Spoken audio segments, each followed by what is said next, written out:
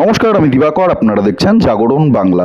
আজকে একটা খুব খারাপ খবর রয়েছে, আর এই খারাপ খবরটা শুধুমাত্র বিজেপি কর্মী সমর্থকদের জন্য নয়, এই রাজ্যের যারা সাধারণ ভোটার, যারা পরিবর্তনের জন্য, তৃণমূলকে ক্ষমতা থেকে সরানোর জন্য ভরসা করে বিজেপিকে ভোট দিয়েছিলেন, তাদের জন্য যথেষ্ট হতাশাজনক।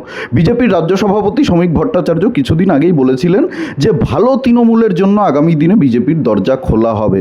সেই মন্তব্যকে নিয়ে যথেষ্ট আলোচনা সমালোচনা হয় এবং সমালোচনার মুখে পড়ে পরবর্তীতে শ্রমিক ভট্টাচার্য বলেন যে না, তৃণমূলের কাউকেই দলে নেওয়া হবে না, আপনারা নিশ্চিন্তে থাকুন। তৃণমূলের ভালো খারাপ কাউকেই বিজেপি দলে নিচ্ছে না, বিজেপির দরজা তৃণমূলের জন্য বন্ধ থাকছে, তৃণমূল নেতাদের জন্য বন্ধ থাকছে। আমি আপনাদেরকে সেদিনকেই বলেছিলাম যে এই মন্তব্যটা শ্রমিক ভট্টাচার্যের নয়। উনি বিজেপির রাজ্য সভাপতি হতে পারেন, কিন্তু বিজেপির মতো দলে রাজ্য সভাপতি এই ধরনের সিদ্ধান্ত একা নিতে পারেন না, যদি না কেন্দ্রীয় নেতৃত্বের গ্রিন সিগন্যাল থাকে।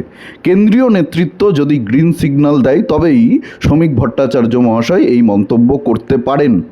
আজকে সেই ঘটনাই ঘটেছে। গতকালকে রবিবার দিন কেন্দ্রীয় বিজেপির পর্যবেক্ষক, বিজেপির সর্বভারতীয় সাধারণ সম্পাদক সুনীল ভানসালজি একেবারে পরিষ্কার বলে দিয়েছেন, সবার জন্য বিজেপির দরজা খুলে দিতে হবে, ভালো খারাপ দেখলে চলবে না, সবাইকে বিজেপিতে নিতে হবে। যারা যারা বিজেপিতে আসতে চায় তাদের জন্য বিজেপির দরজা খুলে দিতে হবে। কেউ অসৎ উদ্দেশ্য নিয়ে বিজেপিতে আসতেই পারে, তাকেও নিতে হবে। কি বলেছেন সুনীল ভানসালজি সবটাই আমি আপনাদেরকে বলবো, এবং পুরো খবরটা কি আমি আপনাদেরকে আগে পড়ে শোনাচ্ছি, আপনারা ভালো করে শুনবেন। এটা TV9 বাংলার খবর। কাউকে দলে নেওয়ায় আপত্তি নেই, কারণ ব্যাখ্যা করলেন সুনীল ভানসাল।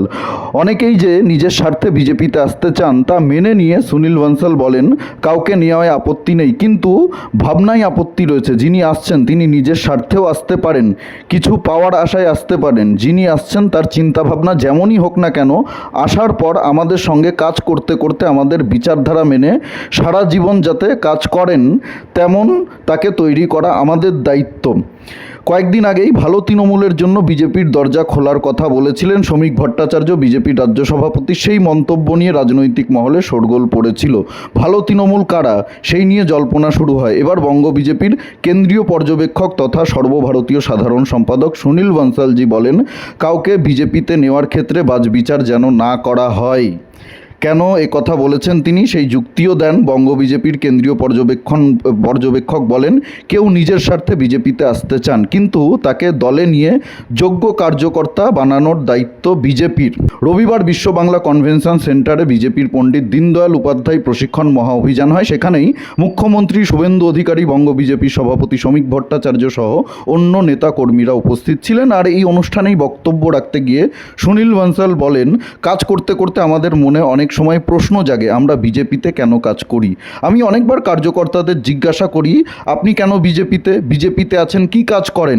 এরপরই বিজেপিতে যোগদান নিয়ে সুনীল ভানসাল বলেন, আমাদের কাছে সব ধরনের লোক আসবে, আসাও দরকার।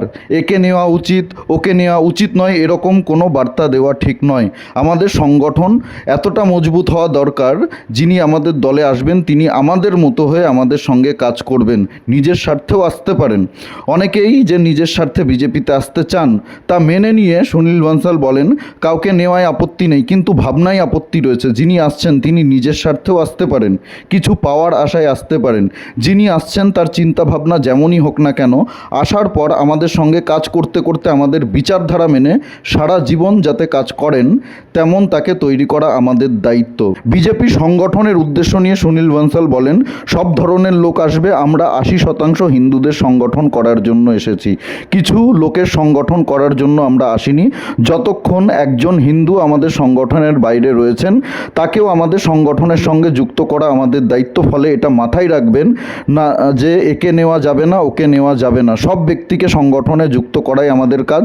সেই পথে হেঁটেই আমাদের দল আজকে 18 কোটির সদস্য তৈরি করেছে।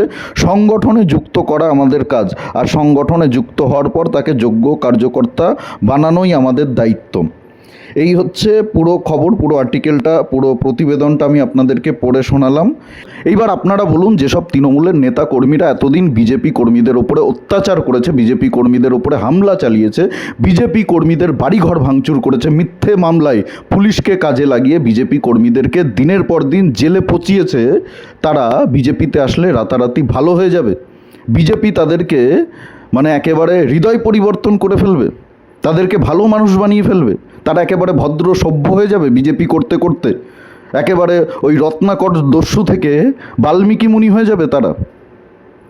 যে বিজেপি কর্মীরা এতদিন লড়াই করেছেন, তৃণমূলের এইসব নেতাদের চোখ রাঙানি, হুমকি ধমকি অপেক্ষা করে, তাদের অত্যাচার সহ্য করে এতদিন লড়াই করেছেন বিজেপি দলটাকে ক্ষমতায় আনার জন্য, বুথে বসেছেন, কাউন্টিংয়ে গেছেন, লড়াই করেছেন, মিছিলে গেছেন, তৃণমূল নেতারা হুমকি দিয়েছে বিজেপির মিছিলে গেলে বাড়ি ভাঙচুর করে দেব, এই মামলায় ফাঁসিয়ে দেবো, ওই মামলায় ফাঁসিয়ে দেব, সেই সব উপেক্ষা করে যারা বিজেপির মিটিং মিছিলে গেছেন, পথে নেমেছেন, তারা যখন দেখবেন সেই নেতারাই আবার বিজেপিতে ঢুকে নেতা হয়ে গেছে, গেরুয়া উত্তরী গলায় পড়ে বিজেপি নেতাদের সঙ্গে ঘোরাফেরা করছে, আবার তাদের ওপরে অত্যাচার করছে, তখন সেটা তারা কিভাবে মেনে নেবেন? সুনীল বানসালজি অনেক বড় মাপের নেতা, কেন্দ্রীয় নেতা, কেন্দ্রীয় নেতৃত্ব, কিন্তু একজন সাধারণ কর্মী যিনি গ্রামে গঞ্জে থেকে লড়াইটা করেন। পশ্চিমবঙ্গের রাজনীতি অন্য রাজ্যের মতো নয়, এটা বিজেপি নেতারাও খুব ভালো করে জানেন, অমিত শাহ খুব ভালো করে জানেন, সুনীল বানসালজি আশা করি খুব ভালো করে জানেন, কেন্দ্রীয় নেতৃত্ব খুব ভালো করে জানেন পশ্চিমবঙ্গে কি কি পরিস্থিতির মধ্যে দিয়ে বিজেপি কর্মীদেরকে যেতে হয়েছে, কত বিজেপি কর্মী খুন হয়েছে। যে বিজেপি কর্মীরা খুন হয়েছে, যাদের হাতে খুন হয়েছে, যারা এসে খুন করেছে, সেই পরিবারের সদস্যরা যখন দেখবে সেই খুন করা ব্যক্তি যার হাতে তার সন্তানের রক্ত লেগে রয়েছে, স্বামীর রক্ত লেগে রয়েছে, তারা বুক ফুলিয়ে আজকে বিজেপির হয়ে গেছে, বিজেপির নেতা হয়ে গেছে, ভালো মানে তৃণমূল থেকে বিজেপি হয়ে গেছে, তাদের মনের ওপর দিয়ে কি যাবে, তাদের মনের ওপরে কি পড়বে, কি প্রভাব পড়বে একবার ভেবে দেখেছেন? বিজেপিতে কি কর্মী সমর্থক নেই? এরা কি সব অযোগ্য, অপদার্থ? এরা আগামী দিনে নেতৃত্ব দিতে পারবে না? সাধারণ মানুষ তো আপনাদের পাশে রয়েছে, আপনারা তাদেরকে তৈরি করুন। যে সমস্ত বিজেপি কর্মী সমর্থকরা এতদিন লড়াই করেছেন তাদেরকে প্রশিক্ষণ দিন, তাদেরকে আরও ভালো বিজেপি তৈরি করুন আগামী দিনে, তারা যাতে নেতৃত্ব দিতে পারে। এইসব তৃণমূলের ক্রিমিনাল, দাগি, আসামি, তৃণমূলের কে ভালো? কে ভালো তৃণমূলের? তৃণমূল যারা করেছে তারা সবাই চুরি করেছে, চুরি, দুর্নীতি, তো মানে কাটমানি, তোলাবাজি করার জন্য দলটা করেছে, লুটে পুটে খেয়েছে, 15 বছর বাংলাকে শেষ করেছে, বাংলার মানুষকে শেষ করেছে নিজেদের স্বার্থে, নিজেদের আখের গোছানোর জন্য। বাংলা একটা প্রবাদ আছে না, যার 9 হয় না তার 90 হয় না। এরা এত বছর ধরে খারাপ কাজ করে গেছে, এরা বিজেপিতে গিয়ে এদের হৃদয় পরিবর্তন হয়ে যাবে, বিজেপি নেতারা এদের হৃদয় পরিবর্তন করে ফেলবে, এদেরকে খারাপ মানুষ থেকে মানে ভালো মানুষ বানিয়ে ফেলবে, গাধা পিটিয়ে ঘোড়া তৈরি করে ফেলবে, আর এটা বিজেপি কর্মীরা মেনে নেবে। এটা আপনারা বিশ্বাস করছেন? এটা আপনারা মেনে নিচ্ছেন? আপনারা চাপিয়ে দিচ্ছেন এটা। আজকে আমি এই বিষয়টা নিয়ে কথা বলার কারণে হয়তো অনেকেই বিজেপি নেতারা আমাকে উল্টোপাল্টা বলবেন, কারণ কেন্দ্রীয় নেতৃত্ব যেখানে বলেছে সেখানে তার রাজ্য বিজেপির কোনো নেতার কোনো প্রভাব খাটবে না, তাদের কোনো কথার কোনো গুরুত্ব থাকবে না। আর এটা হবে, যেহেতু কেন্দ্রীয় নেতৃত্ব আজকে এই কথাটা বলেছে, তখন এটা হবে, নিশ্চিন্তে থাকুন, এটা হবেই হবে, কেউ আটকাতে পারবে না, কেউ ঠেকাতে পারবে না, আর এটা করেই ছাড়বে, এটা করেই ছাড়বে। এমনি এমনি বলে না, রাজনীতিতে কেউ কোনো কথা, কোনো মন্তব্য এমনি এমনি করে না। এটা বার্তা দিয়ে দেওয়া হলো যে আগামী দিনে তৃণমূলের নেতারাই বিজেপির নেতা হবে, এদের হৃদয় পরিবর্তন বিজেপি নেতারা করে দেবে, এরা সবাই ভালো হয়ে যাবে, এরা সবাই ভদ্র হয়ে যাবে, সভ্য হয়ে যাবে, এরা সবাই মহাপুরুষ হয়ে যাবে, মহামানব হয়ে যাবে। কি আর বলবো, মানে কিছু বলার নেই। এইসব কথাবার্তা শুনে না কেন্দ্রীয় নেতৃত্বের মানে খুব খারাপ লাগে। সুনীল বানসালজির পরিবারের সন্তান তো আর তৃণমূল নেতাদের হাতে মার খায়নি। কেন্দ্রীয় বিজেপির যারা নেতা রয়েছেন, পর্যবেক্ষক রয়েছেন, যারা বাইরে থেকে এসছেন, যারা এই ধরনের কথাবার্তা বলছেন, সবাইকে দলে নিতে হবে, দলে নিয়ে আমরা সবাইকে ভালো করে ফেলবো, একেবারে ফিল্টার করে ফেলবো, নোংরা জলকে আমরা ফিল্টার করে একেবারে সুন্দর পানীয় জল বানিয়ে ফেলবো, বিশুদ্ধ জল বানিয়ে ফেলবো। তারা তো মার খাননি তৃণমূল নেতাদের হাতে, তাদের বাড়ির ছেলেরা তো খুন হয়নি, তারা তো সিকিউরিটি নিয়ে ঘোরেন, এসি ঘরে বসে নেতাদেরকে নিয়ে মিটিং করেন, তারা সিস্টেম চালান, তারা তো মাঠে নেমে রাজনীতিটা করেন না। তৃণমূল নেতাদের চোখ রাঙানি, হুমকি ধমকি অপেক্ষা করে, অত্যাচার সহ্য করে, বাড়ি ছাড়া হয়ে জেল খেটে তো রাজনীতিটা করেন না। তারা কি করে বুঝবেন তাদের যন্ত্রণাটা? এই বিষয়ে আপনাদের কি মতামত? বেশি কথা বলতে চাই না, বলার কিছু নেই, বলে আর কি হবে? হয়তো আমি একাই বলবো, আর কেউ বলবে না। আমি বলেই বা কী করব? আপনি বলেই বা কী করবেন? ওই যে বললাম, ওপর থেকে অর্ডার হয়ে গেছে, ওপর থেকে গ্রিন সিগন্যাল দিয়ে দিয়েছে, সবুজ ঝান্ডা দেখিয়ে দিয়েছে। এখন সবাই ভালো মানুষ হয়ে যাবে, তৃণমূলের যারা অপরাধী, ক্রিমিনাল, লুটেরা, তাই হবে। দেখতে থাকুন আগামী দিনে কি হয়, আমরাও দেখব, অপেক্ষা করব।